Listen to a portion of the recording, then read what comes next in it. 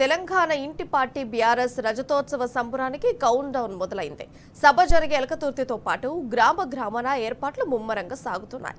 గ్రామాల్లో పార్టీ జెండా గద్దెల నిర్మాణం, పోస్టర్లు విడుదల చేయడం, గోడలపై రాతలు, జెండాల ఆవిష్కరణలతో పార్టీ శ్రేణులు బిజీ అయ్యాయి. ఎక్కడ చూసినా ఏప్రిల్ 27న ఎలకతుర్తిలో జరిగే తెలంగాణ ఇంటి పార్టీ రజతోత్సవ వేడుకల గురించే చర్చ జరుగుతున్నది. రాష్ట్ర రాజకీయ చరిత్రలో ఎలకతుర్తి సభ రికార్డు సృష్టిస్తుందని పార్టీ శ్రేణులు భావిస్తున్నారు.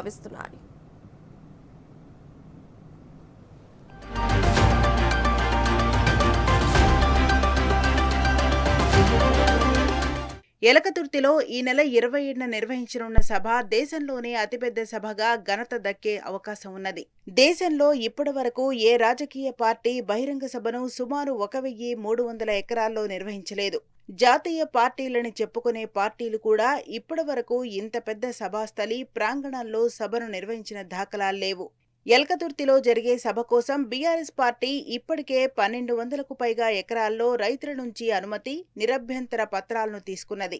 మరో 100 ఎకరాల వరకు కూడా రైతుల నుంచి నిరభ్యంతర పత్రాలను తీసుకోనుంది. ఈ మొత్తం భూమిలో సుమారు 200 ఎకరాల్లో సభా ప్రాంగణం ఉండనుంది.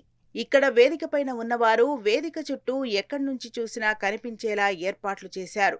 దూరంగా ఉండేవారి కోసం పెద్ద ఎల్ఈడీ స్క్రీన్లు కూడా పెడుతున్నారు.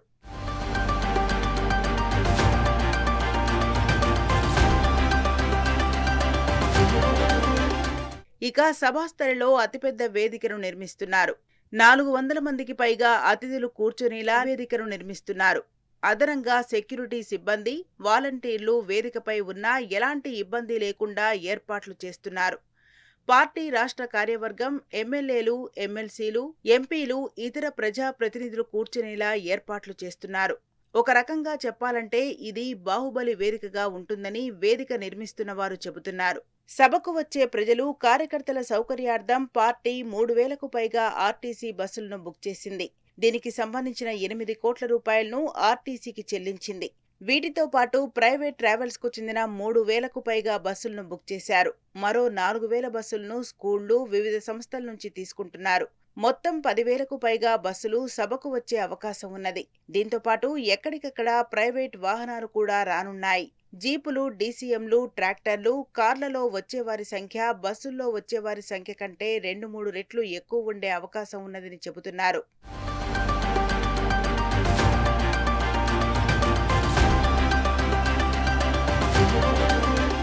సభకు వచ్చే వారికి కనీస వస్తువులు కల్పిస్తున్నారు. తాగడానికి నీళ్లు, మజ్జిగ ప్యాకెట్లను అందుబాటులో ఉంచేందుకు ఏర్పాట్లు జరుగుతున్నాయి.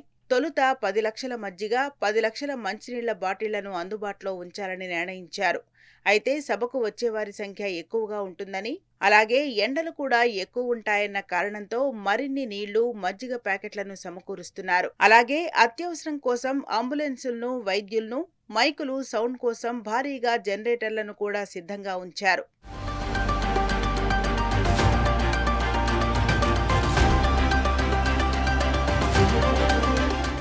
ఉద్యమం నాటి పరిస్థితులను గుర్తు చేస్తూ పార్టీ శ్రేణులు, ప్రజలు ఎలకతుర్తి సభకు కదలడం మొదలుపెట్టారు. సూర్యాపేట జిల్లా ఆత్మకూరు మండలం నెమ్మికల్ వాసులు ఎడ్లబండితో తమ ప్రయాణం మొదలుపెట్టారు.